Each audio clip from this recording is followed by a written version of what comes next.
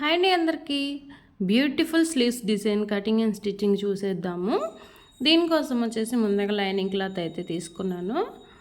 Lining క్లాత్లో మనము hand అయితే కట్ చేద్దాము. 8 ఇంచెస్ పొడవు పెట్టుకున్నాను. 3.5 ఇంచెస్ కిందికి డౌన్ చేసుకున్నాను లోతు తీయడం కోసం. ఈ విధంగా 8.5 ఇంచెస్ ఖర్చుతో కలిపి తీసుకున్నాను. 5.5 వరకు హ్యాండ్ లూజ్ అందండి.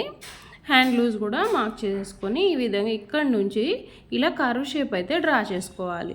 ఇలా డ్రా చేసుకున్న దాన్ని హ్యాండ్ షేప్ తీసి కట్ చేసుకోవాలండి. హ్యాండ్ అయితే కట్ చేసుకున్నాం.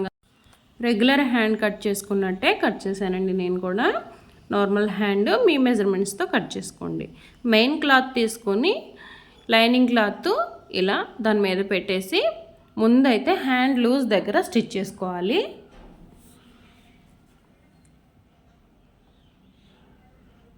ఈ విధంగా స్టిచ్ చేసుకున్న తర్వాత లైనింగ్ని ఇటు పక్కకు మడిచి ఈ విధంగా ఫినిషింగ్ నీట్గా వచ్చేలాగా హ్యాండ్ లూజ్ దగ్గర ఒక కుట్టు వేసుకోవాలి.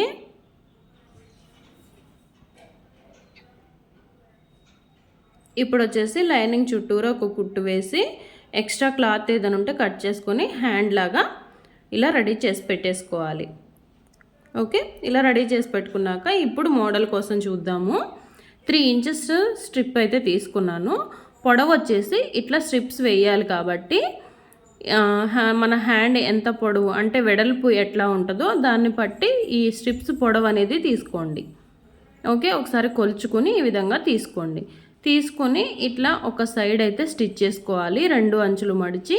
ఇప్పుడు దీన్ని మనము సూది కానీ ఏదన్నా కడ్డీ కానీ తీసుకుని తిరగేయాలన్నమాట. జస్ట్ మనము బ్యాక్ థ్రెడ్స్ ఎలా వేసుకుంటాం సన్నగా డోరీస్, అలాగే ఇలా పైపింగ్ థ్రెడ్ తీసినట్టుగా ఈ విధంగా తిరిగేసుకోవాలి. ఈ చిన్న చిన్న స్ట్రిప్స్ అనేవి మంచిగా స్టిఫ్గా ఉండటం కోసం ఐరన్ చేసుకోండి. ఏ క్లాత్ అయినా పర్లేదు, సిల్క్ అయినా పర్లేదండి, మంచిగా వస్తుంది డిజైను. ఓకే, ఇలా ఐరన్ చేసేసుకుంటే స్ట్రిప్స్ అనేవి మనకి స్టిచ్ చేసేటప్పుడు కదిలిపోకుండా ఉంటాయి అన్నమాట. ఓకే, నేను ఇక్కడ 2 సరిపోతాయి అనేది చూస్తున్నాను అనమాట. మనకి ఇట్లా పొడవును పట్టి స్ట్రిప్ అనేది కట్ చేసుకోండి. స్టిచ్ చేసిన తర్వాత ముందుగా స్టిచ్ చేయడానికి ఒక 1/2 ఇంచు వదిలిపెట్టుకున్నాను నేను.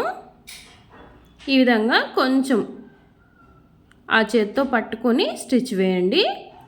స్ట్రిప్ అనేది కదిలిపోకుండా ఉండటం కోసం ఇట్లా పెట్టుకుంటూ ఒకదాని పక్కన ఒకటి పెట్టుకుంటూ స్టిచ్ చేసుకుంటూ రండి. కింద హ్యాండ్ మీద స్టిచ్ పడాలన్నమాట. ఓకే, ఈ విధంగా స్టిచ్ వేసుకుంటూ రావాలి.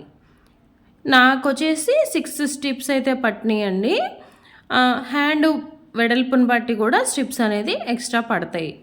ఓకే, ఇంకా కొంచెం వెడల్పు కూడా పెట్టుకోవచ్చు. నేను వచ్చేసి 3 ఇంచెస్ తీసుకున్నాను. 4-5 ఇంచెస్ కూడా పెట్టుకోవచ్చు. చిన్నగా ఉంటే ఏంటంటే మనకు చూడడానికి లుక్ బాగుంటుంది అనమాట. వెడల్పుగా ఉంటే ఏంటంటే ఎక్కువ ప్లీట్స్ అదే స్ట్రిప్స్ అనేవి రావు, పట్టవన్నమాట హ్యాండ్కి. ఇక్కడ ఎక్స్ట్రా క్లాత్ ఉంది కదా, కట్ చేసుకుందాము. 2 సైడ్స్ ఇలాగా జాయిన్ చేసేసుకోవాలి. ఇలా జాయిన్ చేసుకున్న తర్వాత హ్యాండ్ అనేది ఫోల్డ్ చేసుకొని హాఫ్గా ఫోల్డ్ చేసుకొని జస్ట్ ఇక్కడ షోల్డర్ దగ్గర ఒక చిన్న కట్ పెట్టుకొని ఇక్కడ మధ్యలోకి సెంటర్కి ఒక మార్కింగ్ అయితే చేసుకోండి. ఇలా మార్క్ చేసుకున్న తర్వాత ఇక్కడ మిడిల్లో వచ్చేసి ఒక స్ట్రిప్ తీసుకొని ఈ విధంగా కుట్టేసి సూదితో చిన్న చిన్న ఏమన్నా పర్ల్స్ కానీ లేదా బీడ్స్ కానీ ఏదన్నా యాడ్ చేసుకోండి. చాలా బాగుంటుంది హ్యాండ్కి వచ్చేసి. నా దగ్గర వైట్ పర్ల్స్ ఉన్నాయి, నేను వీటిని యూజ్ చేస్తున్నాను. మీకు శారీ మ్యాచింగ్ ఏదైతే అది యూజ్ చేసుకోవచ్చు. ఓకే, ఈ విధంగా కుట్టినప్పుడు చూడండి బీడ్ వేస్తాను కదా నేను. ఈ విధంగా వేసిన తర్వాత బ్లౌజ్కి అటాచ్ చేయండి. అంటే హ్యాండ్కి లైనింగ్ లోపలికి దిగాలన్నమాట సూది. అప్పుడే మనకి స్ట్రిప్స్ అనేది కదలకుండా ఉంటాయి. మీకు ఎలా అనిపించింది వీడియో? హ్యాండ్ మోడల్ నచ్చిందా? నచ్చితే ప్లీజ్ ఒక లైక్ చేయండి. మీరు కూడా కుట్టేసుకోండి, లేట్ ఎందుకు ఇంకా. సింపుల్గా పఫ్ స్లీవ్స్ కానీ పఫ్ కనిపించకుండా సింపుల్గా ఉండేటట్టు కొంతమంది చెప్తారు కదా, అదేవిధంగా సింపుల్గా ఎలా స్టిచ్ చేసుకోవాలో చూపిస్తాను. శారీలో క్లాత్ యూస్ చేస్తున్నానండి పఫ్ కోసం. ముందుగా మన హ్యాండ్ మెజర్మెంట్స్ తోటి లైనింగ్ క్లాత్ అయితే కట్ చేసుకోవాలి. ఎవరి హ్యాండ్ మెజర్మెంట్స్తో వాళ్ళైతే కట్ చేసుకోండి. నేను ఇక్కడ మెజర్మెంట్స్ ఏం చెప్పట్లేదు, ఆల్రెడీ కట్ చేసిన హ్యాండ్ చూపిస్తున్నాను కదా మీకు. ఇక్కడ వచ్చేసి 4 ఇంచెస్ పెట్టుకున్నానండి, ఖర్చులతో సహా కలిపి 4 ఇంచెస్. ఇక్కడ నుంచి అడ్డంగా 2.5 కానీ 3 ఇంచెస్ కానీ పెట్టుకుని ఇలా బాక్స్ షేప్లో డ్రా చేసుకోండి. ఓకే, ఈ విధంగా జస్ట్ ఒక నెక్ రౌండ్ లాగా ఈ విధంగా నెక్ రౌండ్ తీసినట్టు ఇట్లా కట్ చేసేసేయండి. మధ్యలో క్లాత్ 2 హ్యాండ్స్ అయితే 2 హ్యాండ్స్కి ఇదే విధంగా కట్ చేసుకోవచ్చండి ఒకేసారి. ఈ విధంగా మెయిన్ ఫ్యాబ్రిక్ తీసుకుని దానిపైన లైనింగ్ పెట్టేసి ఈ రౌండ్ షేప్లో స్టిచ్ చేయాలి. ఒక 1/2 ఇంచు ఖర్చు వదిలిపెట్టుకొని స్టిచ్ వేసుకోండి. ఈ రౌండ్ షేప్లో క్లాత్ అనేది కట్ చేసేద్దాము. ఇప్పుడు వచ్చేసి హ్యాండ్ లూజ్ దగ్గర ఒక స్టిచ్ వేసుకుందాం. మనము 1/2 ఇంచు ఖర్చు వదిలిపెట్టుకున్నాం కదా, ఆ 1/2 ఇంచు కవర్ అయ్యే విధంగా స్టిచ్ వేయండి. ఇప్పుడు వచ్చేసి చిన్న చిన్న కట్స్ పెట్టుకోవాలి ఈ రౌండ్ షేప్లో. ఇలా కట్స్ పెట్టుకున్న తర్వాత చెయ్యి ఈ హ్యాండ్ లోపలికి పెట్టేసి ఈ విధంగా తిరగేసేయాలి హ్యాండ్ని. ఇలా తిరగేసుకున్న తర్వాత హ్యాండ్ లూజ్ దగ్గర 2 క్లాతులు చక్కగా జాయింట్ అయ్యేలాగా ఒక స్టిచ్ అయితే వేసుకోవాలి. ఇలా వేసుకున్న తర్వాత రౌండ్ షేప్కి కూడా ఒక స్టిచ్ అయితే వేయాలి. ఎక్కడ ముడతలు లేకుండా చేతితో అడ్జస్ట్ చేసుకుంటూ వేయండి.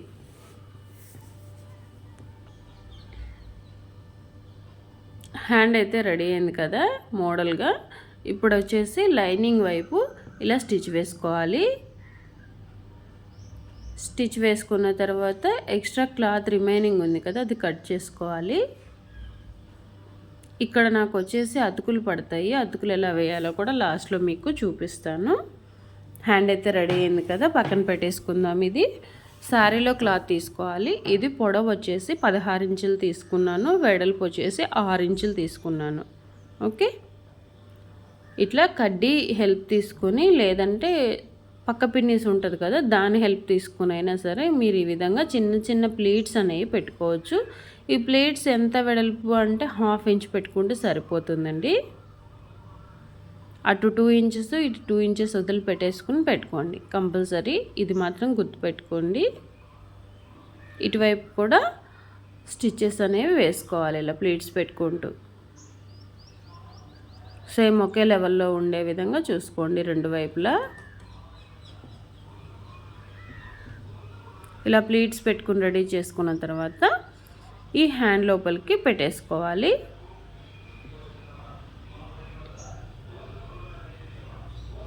ఇలా పెట్టుకొని కింద కూడా ఆల్రెడీ బయటకు వచ్చిందో లేదో చూసుకొని స్టిచ్ వేయండి. మీకు ఇలా వేయడం కుదరకపోతే జస్ట్ పిన్స్ ఉంటాయి కదా, అవి అటాచ్ చేసేసి స్టిచ్ వేయండి. మనం ఆల్రెడీ స్లీవ్లో నుంచి కాటన్ క్లాత్లో నుంచి లైనింగ్లో నుంచి తీసాం కదా మనము పీస్, ఆ పీస్ తీసుకొచ్చి ఇక్కడ పెట్టేయండి. బాణం గుర్తున్నది షోల్డర్ వైపు రావాలి, గుర్తుపెట్టుకోండి. ఈ విధంగా మార్క్ చేసుకున్నప్పుడు ఒక్కసారి చూసుకోండి హ్యాండ్ లోతు వైపు ఎలా ఉంది అనేది. కొంచెం వంపు తిరిగి ఉంటుంది ఈ రౌండ్ షేప్ అనేది, అది లోతు వైపుకు రావాలి. గుర్తుపెట్టుకోండి. ఒక 1/2 ఇంచ్ గ్యాప్ ఇచ్చేసి కింద నుంచి ఇంకా మొత్తం రిమైనింగ్ అంతా కుట్టు వేసుకుంటూ రావాలి. ఓకే, ఇప్పుడు పఫ్ కావాలనుకో దీనికి పైకి ఒక 1 ఇంచ్ వదిలిపెట్టుకొని స్టిచ్ వేసుకోండి. ఓకే, అప్పుడు పఫ్ అనేది మీకు వస్తుంది.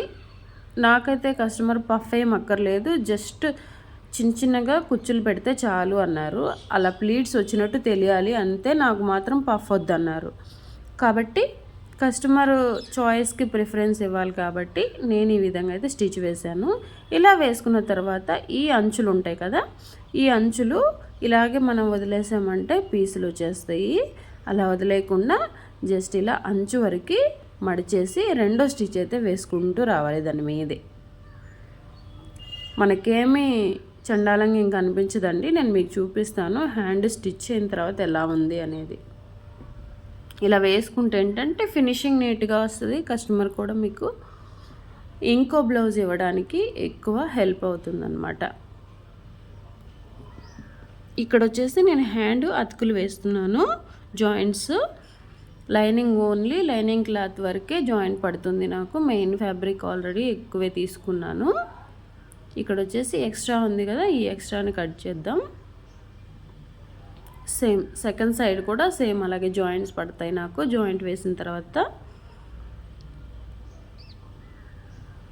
హ్యాండ్కి అయితే బ్లౌజ్ షోల్డర్ దగ్గర అయితే అటాచ్ చేసేస్తున్నాను హ్యాండ్స్ని. ఈ విధంగా షోల్డర్ దగ్గర నుంచి అటాచ్ చేసేసుకోవాలి. డబుల్ స్టిచ్ అయితే వేసుకోవాలి. చాలా బాగుంటుందండి, మోడర్న్గా ఉంటుంది. ఎందుకంటే మనము శారీలో క్లాత్ గ్రీన్ కలర్ యూజ్ చేసాం కదా, కనకాంబరం కలర్కి గ్రీన్ కలర్ మ్యాచింగ్ బాగుంటుంది. హ్యాండ్ వేసిన తర్వాత ఇలా ఉంది, సైడ్ స్టిచ్చెస్ కూడా వేసిన తర్వాత ఇలా ఉందన్నమాట. మీకు ఎలా అనిపించింది హ్యాండ్ మోడల్ వచ్చేసి? నచ్చితే ప్లీజ్ ఒక లైక్ చేయండి, ఫ్రెండ్స్కి ఫ్యామిలీ మెంబర్స్కి షేర్ చేయండి. కొత్తగా చూస్తుంటే సబ్స్క్రైబ్.